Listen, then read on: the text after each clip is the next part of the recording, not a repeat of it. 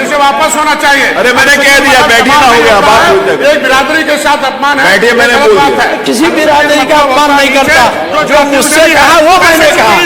देश में जुड़िए, लड़ने के नाते जुड़िए। अरे साहब अगर ये काफी है।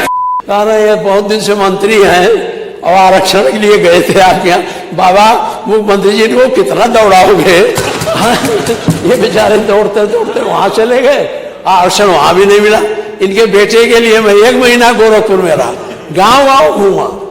अब आरक्षण की लड़ाई सभी, हम नहीं कहते कौन नहीं लड़ता कौन नहीं, सब चाहते हैं। हम भी चाहते हैं आपको आरक्षण मिल जाए, लेकिन हमने एक केवट से पूछा कि तुम चमार बनोगे? तो बड़े जोर बिगड़ा, कहा मैं, मुझे क्यों? हमने कहा यही आपको बनाना चाहते हैं, तो आप उनको समझाइए भी। आरक्षण है, आरक्षण मिलना चाहिए। मैं आरक्षण का विरोधी नहीं, मैंने बताया ना, इसमें बहुत कम लोग हैं जो आरक्षण के लिए हमसे ज्यादा लड़े हो। कोई सकल सब कुछ करके तब यहाँ आया, ये ऐसा नहीं है। लेकिन आप आरक्षण के नाम पर उनको आरक्षण दिलाई करिए, लेकिन अपनी समितियों को तो रोको। आप गए थे ना समिति का नीलामी कराने, तालका लेवड़ तालका मार हो गई थी, याद है ना? हाँ, आप गए थे, बताओ। समितियों में लड़ाई हो गई और ये खड़े रहे, भाग खड़े हुए, मार हो गई, मुकदमा लिखा गया।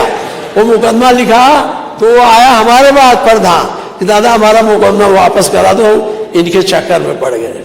ये है, ये इसलिए नहीं कह रहा, इसलिए कह रहा हूँ। बीच में समझ, अरे बैठे नहीं, तो माने नेता पे जज खड़े नहीं, अगर वो बैठ गए तो ठीक है। अत्याचार निवारण अधिनियम 1930 में बन गया कि देश में अछूत रहेगा तो जेल जाएगा। तो ये शब्द कहना कि आरक्षण मतलब चमार होता है और केवट चमार बनना चाहता है, ये बहुत गलत शब्द है। मैं दिखवा लूंगा, ये ऐसा है, मैं इसलिए नहीं कहा, मैं नहीं कहा, मेरे पास लोग आए गांव वाले तो पूछा, तब कहा। आप ही में नहीं है, सुन लो। एक भाट था साहब, पिछड़ा वर्ग में आता है, तो प्रधानी जो है आ गई, तो मेरे पास आया, हो गया, मैं समझ गया। अरे मैं कह दिया, आपके आरक्षण का मैं विरोधी नहीं हूँ। मैं तहे दिल से चाहता हूँ जो आप आरक्षण चाहते हैं माननीय मुख्यमंत्री जी दे, वो उसका विरोधी ना हमारी पार्टी विरोधी है। आरक्षण आरक्षण का मैं विरोधी। इसे वापस होना चाहिए। अरे मैंने कह दिया, बैठिए ना, हो गया बात। एक बिरादरी के साथ अपमान है, बैठिए, मैंने बोल दिया। किसी बिरादरी का अपमान नहीं करता। जो मुझसे कहा वो मैंने कहा। देश में जुड़िए, लड़ने के नाते जुड़िए। अरे साहब अगर ये काफी है, हमारे बात से नहीं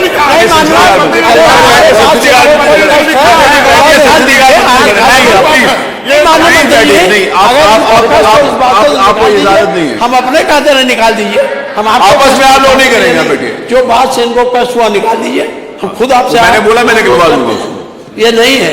लेकिन मैं इसलिए कहता हूं कि ये रोज लोगों को लालच दे करके, लोगों को परेशान करके एक सही ढंग से आप ले चले, कोई एतराज नहीं है। आप सरकार में हैं, सरकार में आप मंत्रिमंडल से प्रस्ताव करा के भारत सरकार को भेज दीजिए। बिना पार्लियामेंट के तो बदलेगा नहीं, तो भारत सरकार को चला जाएगा, भारत सरकार से पार्लियामेंट बदल जाएगा, हम भी आपके साथ दस्तखत कर देंगे। आप प्रस्ताव रखिए, हम उसके विरोध में होता ना, हम विरोध में नहीं। माननीय मुख्यमंत्री जी, एक बार आपका एक तरफ आपका ध्यान आकर्षित करूंगा। माननीय मंत्री जी,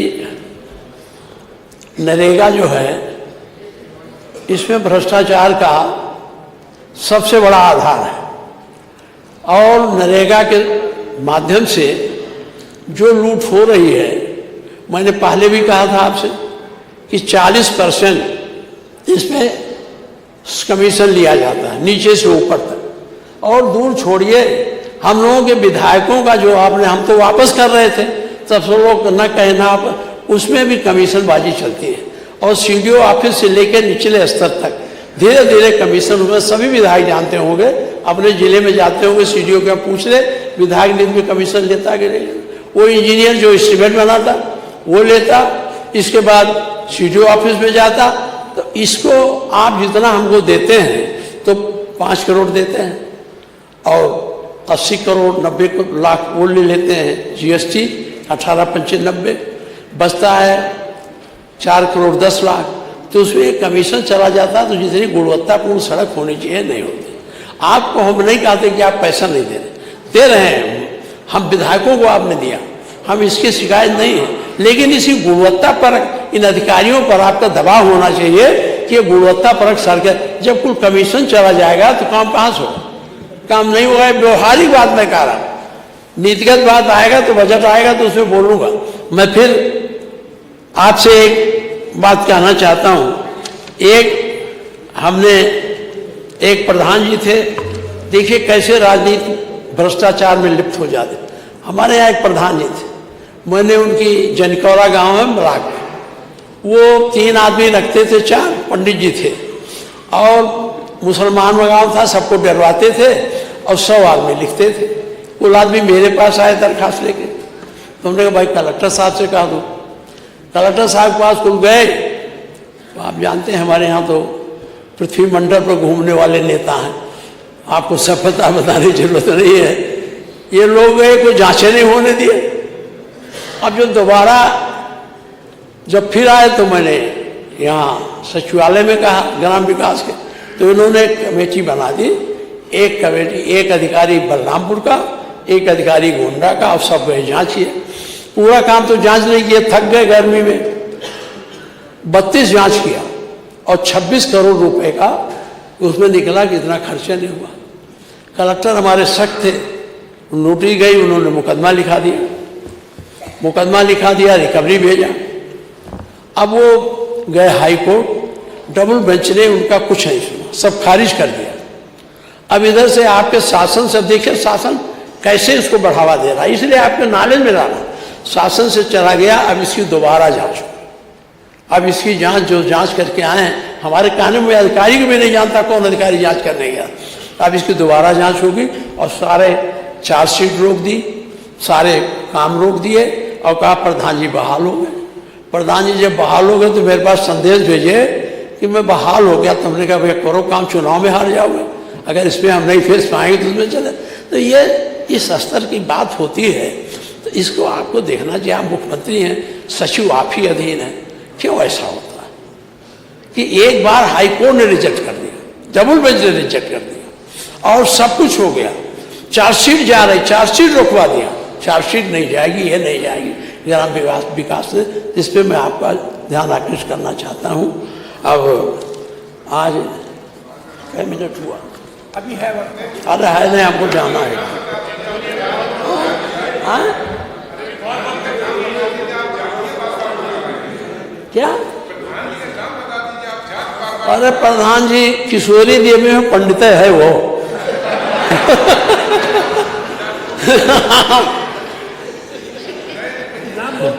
हाँ नाम बता दिया। हाँ बता दिया। अब मैं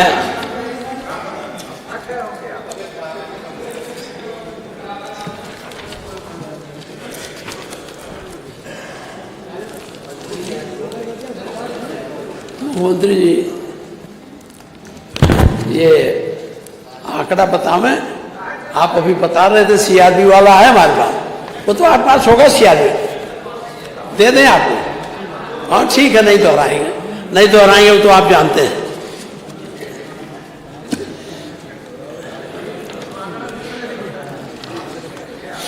मनवर स्थान बहुत खाली है और आप कहते हैं आपका प्रदेश सरप्लस स्टेट है, पैसे की कमी नहीं है। 11,000 कुछ 100 लड़के ट्यूबवेल ऑपरेटर थे, पूरे ट्यूबवेल ऑपरेटर हटा दिए गए हैं, वो पूरा जगह खाली है। मैं आपसे निवेदन करूंगा, वो सब हमारे पास ज्ञापन लेके आए। मान लिया ट्यूबवेल ऑपरेटर पर अब पैसा नहीं आता, ट्यूबवेल से पैसा चलता था तो कुछ वसूली होती थी। अब आपने मुलायम सिंह जी माफ कर गए थे, आपने उसे चालू रखा। तो ये जो ट्यूबवेल ऑपरेटर हैं इनको कहीं न कहीं आप समायोजित करने का कृपा करें, ये मैं आपसे कहना चाहता हूँ। दूसरी बात है, हमारे पास कुछ वकील लोग आए थे, उनका कहना था कि हम खतरे में पड़ गए हैं। ये एक चीज पर, और हमारा हाई कोर्ट देखिए, कार्यपालिका और विधायिका और जुडिशियरी तीनों का अलग अलग बंटवारा है संविधान में। और कार्यपालिका जब उच्छृंखल होती लगती है तब न्यायपालिका हस्तक्षेप करती है। और आजकल न्यायपालिका रोज कहीं न कहीं आपके कार्यपालिका पर हस्तक्षेप करती है। जैसे अभी उसने कहा 1 लाख कुछ हजार लोग गायब हैं, उसको खोजना चाहिए। 9,000 का FIR हुआ और नहीं FIR हुआ। हाईकोर्ट का हम अपना नहीं कह रहे हैं, हाईकोर्ट का है। तो ये ऐसी स्थिति क्यों आती है?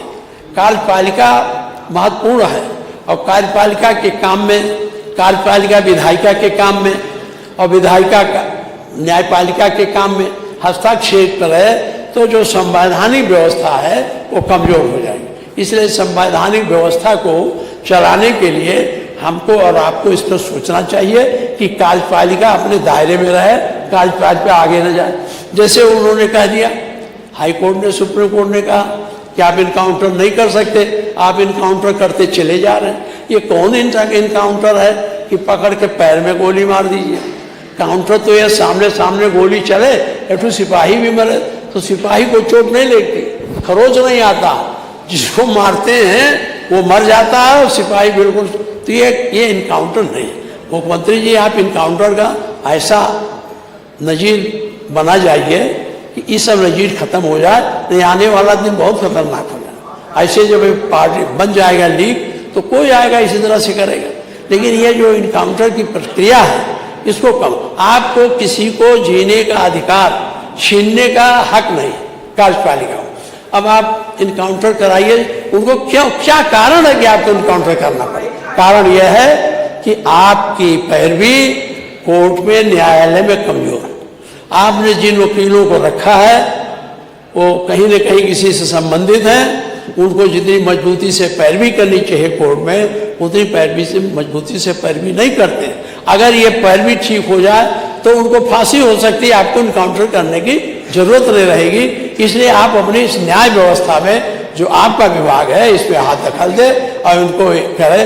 मैं 1, 2, 3 बात अब ज़्यादा नहीं कहूँगा, 35 मिनट बोलता हूँ, 35 हो गया।